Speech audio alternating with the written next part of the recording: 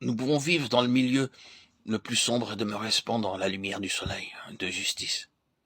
Il existe une sphère au-dessus de la sphère des ténèbres, et c'est là qu'est notre place. La puissance de l'air signifie une atmosphère chargée et impénétrable, montrant par là que la région autour de notre planète est composée de cette atmosphère chargée et impénétrable, sous la domination du prince de la puissance de l'air. Au-dessus de cette sphère se trouve la lumière où le Fils de Dieu ressuscité est assis en attendant que ses ennemis soient réduits à lui servir de marchepied. Hébreux 10:13. Quand vous priez, oh, si tu ouvrais les cieux et si tu descendais, Ésaïe 64:1, vous priez Dieu de descendre à travers cette atmosphère chargée et impénétrable, et par votre prière, vous lui frayez un chemin. Il a besoin d'un lieu ici-bas. Il peut ouvrir les cieux, il peut déchirer cet air épais et opaque en réponse à nos prières et descendre en puissance merveilleuse parmi son peuple. Quand notre esprit descend dans ce brouillard, nous pouvons reconnaître que nous avons été attirés sur le terrain de l'ennemi. Quand notre esprit est en communion ininterrompue avec Christ, nous savons ce qu'il nous demande de faire. Le Saint-Esprit demeure dans notre esprit si nous vivons dans un calme profond avec lui. Nous arrivons à discerner les mouvements les plus doux de cet esprit. Quand nous n'avons pas été guidés dans notre esprit et que nous avons agi par nous-mêmes, tout a mal été. Que Dieu a été bon de se servir de nous. Il n'est pas étonnant que les puissances des ténèbres aient pu profiter de notre ignorance. Mais Dieu nous a donné la lumière afin que nous devenions des soldats intelligents, capables de triompher dans la lutte. Étudions brièvement la seule portion agressive de ce passage, le 18e verset. C'est le point culminant de tout le passage, l'arme agressive du combattant, faisant en tout temps par l'esprit toutes sortes de prières et de supplications.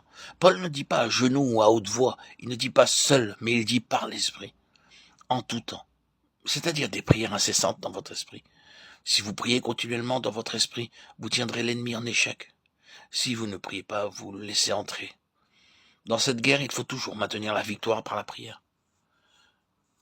Il devrait toujours émaner de nous un souffle, un courant de prière provenant de notre esprit où le Saint-Esprit habite. C'est ainsi que nous pourrons toujours être agressifs, que la prière s'arrête et vous vous apercevrez que l'ennemi vous encerclera de toutes parts. Pensez ce que nous pourrions accomplir si, partout, toujours, nous allions avec cette prière incessante et agressive. Et pour qui devons-nous prier aussi? Pour tous les saints. Puis l'apôtre ajoute, veillant à cela avec persévérance et priant pour tous les saints et pour moi, afin que Dieu me donne la grâce de parler librement et avec hardiesse pour faire connaître le mystère de l'Évangile. Mais Paul, je croyais que tu avais reçu le baptême du Saint-Esprit. Tu n'as pas besoin de nos prières pour que ta bouche s'ouvre hardiment. Mes amis, Paul savait ce qui en était de cette guerre. Aucun homme ne peut prêcher l'Évangile si le diable peut l'arrêter. Et cependant, vous avez laissé cet homme parler en chair, sans l'aider par vos prières. Vous avez laissé l'ennemi le tromper et l'induire à prêcher un évangile qui n'est pas l'évangile. Vous avez blâmé l'homme et vous n'avez pas compris que la puissance qui l'a aveuglé et qui l'a détourné du vrai chemin était dans les airs. Il ne connaissait sans doute pas suffisamment la puissance de Dieu pour pouvoir résister à ces forces de l'air. Le diable a attaqué son intelligence et a mis toutes sortes d'idées que dans son cœur il ne dirait jamais s'il se rendait compte de ce qu'il disait. Il y a des hommes qui crucifient le Seigneur Jésus de nos jours et qui se couperaient la main si l'on était conscient. Il y a des hommes qui aiment le Seigneur Jésus, qui disent des choses qui ne viennent pas de son évangile, et cela sans le savoir.